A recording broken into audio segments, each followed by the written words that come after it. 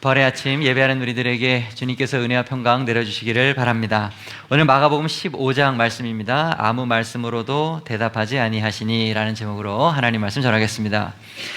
예수님의 십자가 사건이 이제 점점 가까워지고 있습니다. 겟세마네 동산에서 기도하셨던 예수님께서는 대제사장의 무리들에게 붙잡히셨어요.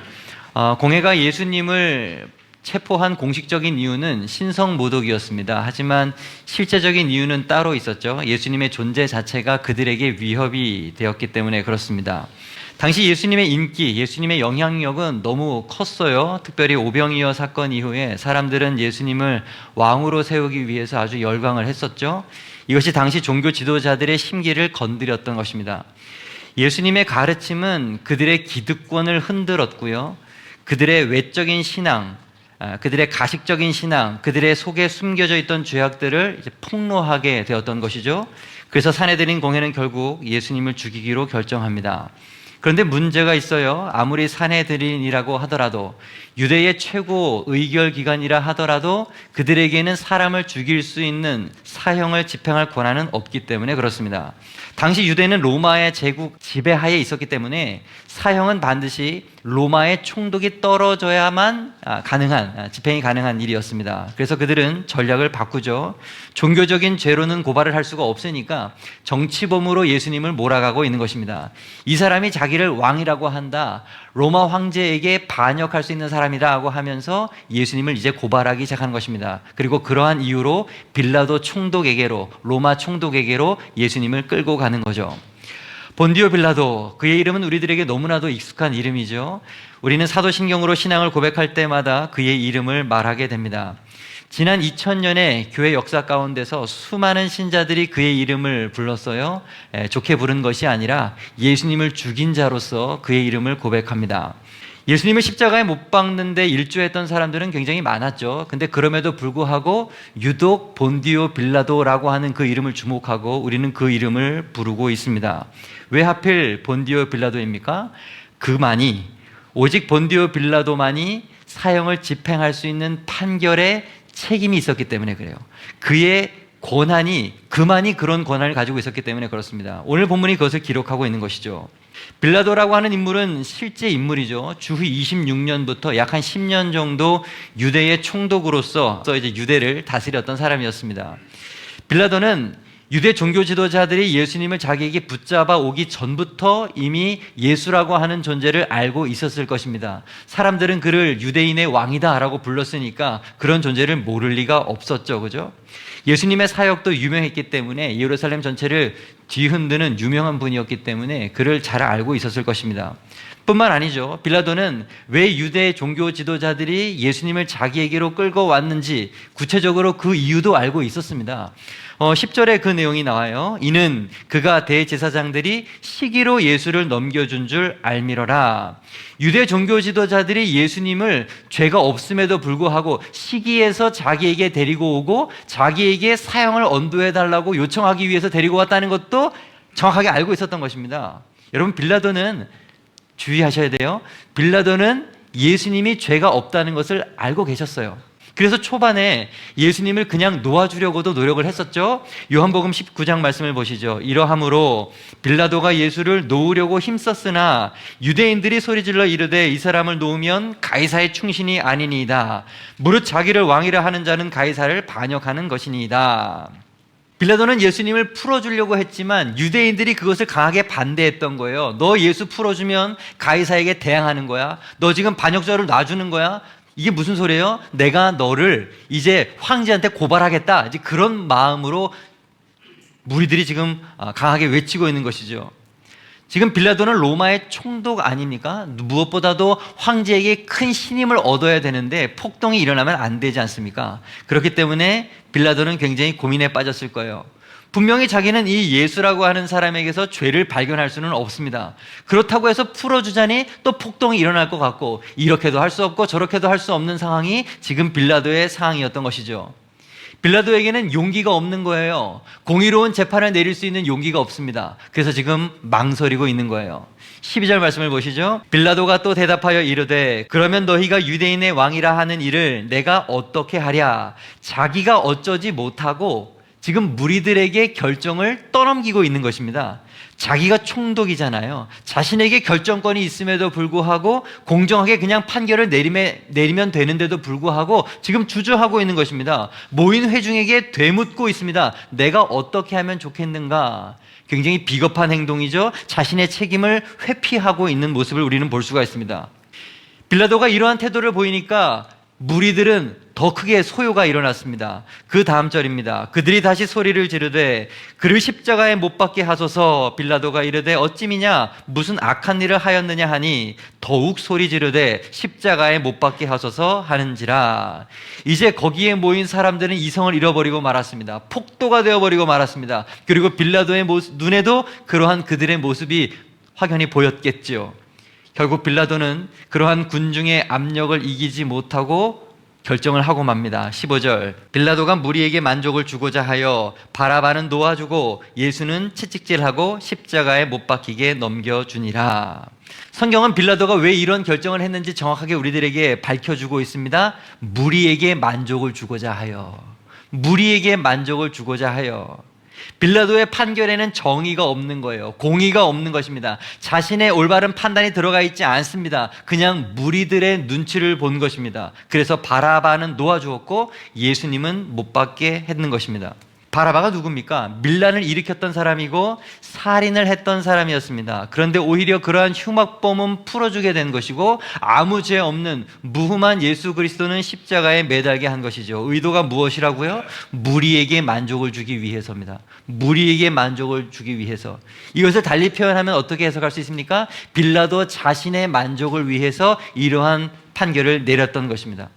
마태복음을 보면 병행구절이 있는데 이 내용을 조금 더 구체적으로 묘사를 하고 있어요. 빌라도가 아무 성과도 없이 도리어 밀란이 나려는 것을 보고 물을 가져다가 무리 앞에서 손을 씻으며 이르되 이 사람의 피에 대하여 나는 무죄하니 너희가 당하라. 사람들 앞에서 물을 가져다가 자기의 손을 씻고 있습니다. 손을 씻는 행위는 단순한 행위가 아니죠. 상징적인 행위입니다. 이 일에 나는 책임이 없다라고 하는 것을 공개적으로 선언하는 것이죠. 판결을 내가 내리지만 책임은 니들이 지라 이 소리입니다. 책임은 너희들의 것이다. 책임을 떠넘기는 행동인 것입니다. 분명히 빌라도도 고민을 많이 했겠죠. 예수님을 죽이자고 하니 자기에게 양심의 가책이 있고 예수님을 풀어주려고 하니 폭동을 일으킬 것 같고 정직하게 판결을 내려서 떳떳하게 살 것인가 아니면 잠깐 양심의 눈을 감고 죄와 타협하고 내 유익을 구할 것인가 고민 속에서 결국 빌라도는 죄와 타협하기로 결정을 하죠. 위선적인 자기 합리화죠. 자기 양심을 속입니다. 자기가 살기 위해서 정의에 대해서 침묵을 하고 있는 것입니다. 중요한 표현이에요. 정의에 대해서 빌라도는 지금 침묵을 하고 있는 것입니다. 여러분, 이러한 빌라도의 모습은 오늘 우리들의 일상 가운데서도 우리가 쉽게 만날 수가 있고 언제든지 우리들에게 일어날 수 있는 일이죠. 믿음으로 살기를 결정하는 순간 우리 삶의 모든 순간은 영적 전쟁이기 때문에 그렇습니다. 그리스도를 선택할 것인가 아니면 세상과 타협할 것인가, 하나님의 뜻을 구할 것인가 아니면 내 유익을 구할 것인가, 믿음을 지킬 것인가 현실적인 실익을 얻을 것인가, 빌라도는 우리 안에서 우리의 내면 속에서 만날 수 있는 것입니다. 결국 빌라도의 선택은 손을 씻는 것이었습니다. 진실에 침묵한 것이었습니다. 참 중요하죠. 진실에 침묵했다. 여러분, 이것이 타협이에요. 진실에 침묵하는 것은 타협입니다. 난 몰라, 난 중립이었어. 빌라도가 이런 말을 할지도 모르겠어요. 그러나 그는 진실에 침묵한 것이고 그러한 침묵이 예수 그리스도를 십자가에 못 박은 것입니다. 여러분, 자기를 위한 침묵은 중립이 아니라 죄에 가담하는 것임을 절대로 잊지 않기를 바랍니다. 여러분, 우리들의 삶에도 이러한 경우가 많이 있지 않습니까? 말해야 할 때 침묵하고 싶을 때도 있어요. 이것이 내가 분명히 옳은 것을 알면도 불구하고 내 손해가 두려워서 말하지 못하고 뒤로 물러설 때가 있습니다. 그때 우리는 속으로 이렇게 말하지 않습니까? 가만히 있어야지. 괜히 나섰다가 내가 지금 손해본다. 난 중립이야. 난 손을 씻었어. 나는 침묵할 거야. 그러나 여러분 기억해야 됩니다. 침묵은 중립이 아니에요. 침묵은 암묵적으로 죄를 짓는 것을, 악한 것을 동조하는 것입니다. 진실을 외면하는 침묵은 결국 거짓 편에 서는 것이고 정의를 말하지 않는 침묵은 결국 불의의 힘을 실어주는 것입니다. 사랑하는 여러분, 오늘 이 아침에 입장을 바꿔놓고 유대 종교 지도자들이 예수님을 포박하여 여러분 앞으로 끌고 왔다고 생각을 해봅시다. 여러분들에게 결정권이 있어요. 여러분이 총독입니다. 어떤 결정을 내리시겠습니까? 예수님을 어떻게 판결하시겠습니까? 빌라도처럼 현실에 따라서 잠깐 침묵할 것입니까? 아니면 손해를 보더라도 불이익을 얻는다 하더라도 진리의 편에 설 것입니까? 여러분, 우리들의 이러한 작은 선택 하나가 우리의 신앙을 결정하고 우리들의 삶의 방향을 결정한다는 사실 잊지 않기를 바랍니다. 불의한 것 앞에서 침묵하면 죄예요. 다음으로 빌라도 앞에 서 있는 예수님을 생각해 보고자 합니다. 예수님은 아무 잘못이 없으시죠? 유대 종교 지도자들이 시기했기 때문에 모함으로 지금 예수님은 그의 앞에 서 있는 것입니다. 빌라도는 그 모든 것을 알면서도 질문을 또 하죠. 2절에 빌라도가 묻되 내가 유대인의 왕이냐? 예수께서 대답하여 이르시되 내 말이 옳도다 하시매. 아주 중요한 성경 구절이에요. 세상의 권력과 하나님의 나라가 충돌하고 있는 그런 장면입니다. 내가 유대인의 왕이냐? 빌라도가 한 이 말의 의도는 뭡니까? 네가 황제를 반역할 정치범이냐 는 것을 묻고 있는 것입니다. 권력을 차지하려고 하는 그런 왕이냐? 그것을 지금 묻고 있는 것이죠. 그걸 확인하고 싶은 것입니다. 이에 대해서 예수님께서 내 말이 옳도다라고 대답을 하십니다. 왕인 것은 맞다라고 대답을 하시는 거죠. 그러나 내가 생각하고 있는, 내가 이해하고 있는 왕의 그런 개념은 아니라는 것이 이 짧은 대답에는 내포되어 있는 것이죠. 하지만 이 말을 들었던 옆에 있던 대제사장은 언성을 높이기 시작합니다. 더 화가 났던 것이죠. 예수를 또 여러 가지 말로 거짓으로 고발을 합니다. 그리고 중요한 포인트, 지금부터 예수님은 아무 말씀을 하지 않으세요. 지금부터 예수님의 침묵이 시작이 됩니다. 4절에서 5절이죠. 빌라도가 또 물어 이르되 아무 대답도 없느냐? 그들이 얼마나 많은 것으로 너를 고발하는가 봐라. 예수께서 다시 아무 말씀으로도 대답하지 아니하시니 빌라도가 놀랍게 여기더라.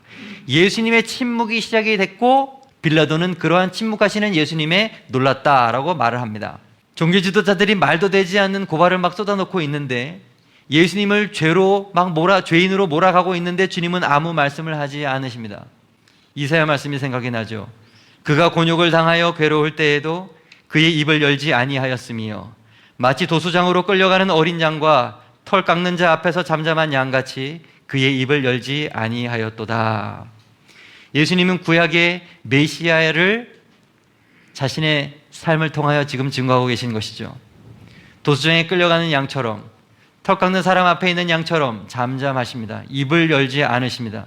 자기를 죽이려고 하는 사람들 앞에서 자신의 정당함을 변호하지 않습니다. 억울하다고 저항하지 않습니다. 그냥 묵묵히 그 모함을 받아들이고 계십니다. 그들이 하고 있는 저주를 그냥 듣고 계십니다. 그들의 바람대로 죄인이 되어 주십니다. 사실 오늘 우리도 살다 보면 억울한 일을 당할 때가 있지요. 잘못한 것도 없는데 이상한 소문이 들고 오해를 받으면 참 괴롭죠. 억장이 무너지지 않습니까? 그때의 답답함은 어떻게 이루 말할 수가 없죠. 그때 사람들은 자기 변호에 열을 올리지 않습니까? 자기 방어를 하는 거죠. 나는 그런 말 한 적이 없다. 그런 말을 도대체 어디서 들었냐? 그렇게 말하는 근거가 무엇이냐고 자꾸 되묻죠. 따집니다. 모험의 출처를 확인해가지고 어떻게 해서든지 시시비비를 가리고자 하는 것이 우리들의 마음이죠. 변호하고 싶은 게 우리들이죠. 억울함을 견디지 못하잖아요. 근데 예수님은 그런 모습을 보이지 않아요. 예수님에게서는 그런 모습이 보이지 않습니다. 그냥 침묵하십니다. 그들로 하여금 그냥 그렇게 하도록 내버려 두십니다. 그런 말을 하도록, 모함을 하도록 그냥 놔두세요. 그래서 그들의 주장을 더 정당화시키는 것일 수도 모르겠어요. 그럼에도 불구하고 끝까지 주님은 침묵하십니다. 왜 그러십니까? 주님은 이미 자신이 죄인이 되기로 작정하셨기 때문에 그렇습니다. 모든 모함을 다 뒤집어 쓰시고 십자가에서 죽으실 것을 이미 결심하셨기 때문에 그들을 그냥 놔두시는 것입니다. 요한복음 10장 15절, 나는 양을 위하여 목숨을 버리노라. 이미 자신의 목숨을 버리시기로 작정하셨기 때문에 그렇습니다. 마가복음 10장 45절, 인자가 온 것은 섬김을 받으려 함이 아니라 도리어 섬기려 하고 자기 목숨을 많은 사람의 대속물로 주려 하심이니라. 예수님의 삶의 목적은 희생이었고 오직 섬김이었습니다. 노골적으로 말하면 예수님은 죽기 위해 우리 가운데 오신 것입니다. 그래서 예수님은 자기 주장을 하지 않으시는 거예요. 변호하지 않으시는 것입니다. 그래서 예수님은 침묵하시는 것입니다. 오늘 우리는 본문 말씀에서 두 가지 침묵을 보고 있습니다. 앞에서 빌라도의 침묵을 보았죠. 그런데 빌라도의 침묵과 예수님의 침묵은 본질이 완전히 달라요. 빌라도의 침묵은 자기의 유익을 구하는 침묵이었습니다. 죄를 짓기 위한 침묵이었고 다른 사람을 죽이기 위한 침묵이었어요. 그러나 예수님의 침묵은 자기 부인의 침묵이고 대속을 위한 침묵이고 타인을 살리기 위한 침묵이고 희생을 위한 침묵이었습니다. 우리가 본받고 따라야 할 침묵은 빌라도의 침묵이 아니라 예수님의 침묵이에요. 중요한 것은 아무나 이러한 희생의 침묵을 할 수 없다는 것이죠.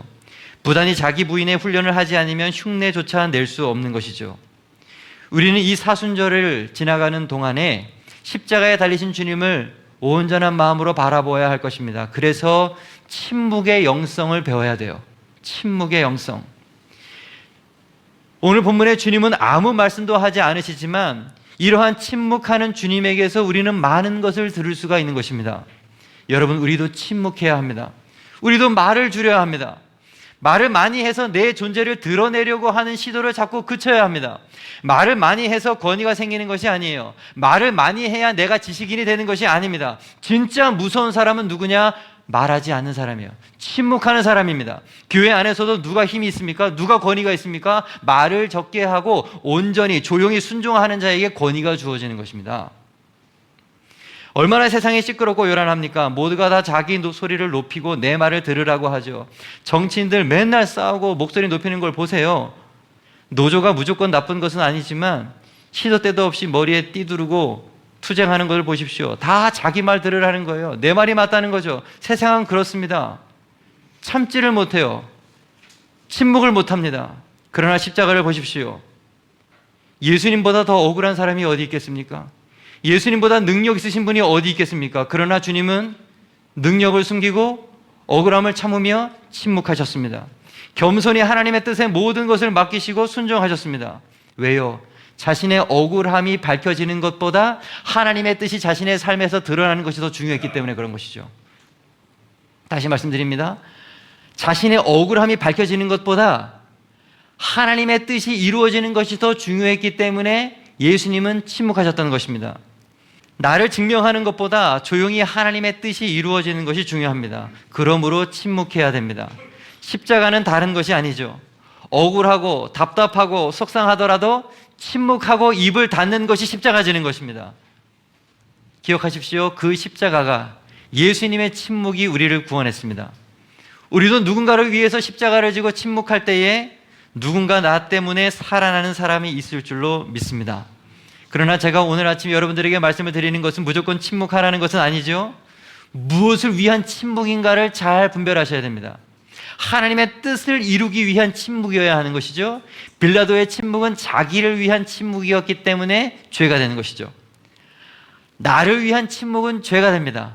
그러나 하나님의 뜻을 이루기 위한 침묵과 인내와 희생은 거룩한 순종이 된다는 사실을 잊지 않기를 바랍니다. 오늘 말씀 정리하겠습니다. 아무 말씀으로도 대답하지 아니하시니. 첫째, 자기를 위한 침묵은 중립이 아니라 죄에 가담하는 것입니다. 둘째, 나를 증명하는 것보다 조용히 하나님의 뜻이 이루어지는 것이 중요합니다. 나는 오늘 무엇 때문에 침묵하고 있는가? 나의 유익 때문에 침묵하고 있는가? 아니면 하나님의 뜻을 이루기 위하여 침묵하기로 결심할 수 있는가? 하나님의 진정한 희생의 침묵을 하는 우리 모두가 되기를 간절히 소망합니다. 기도하겠습니다.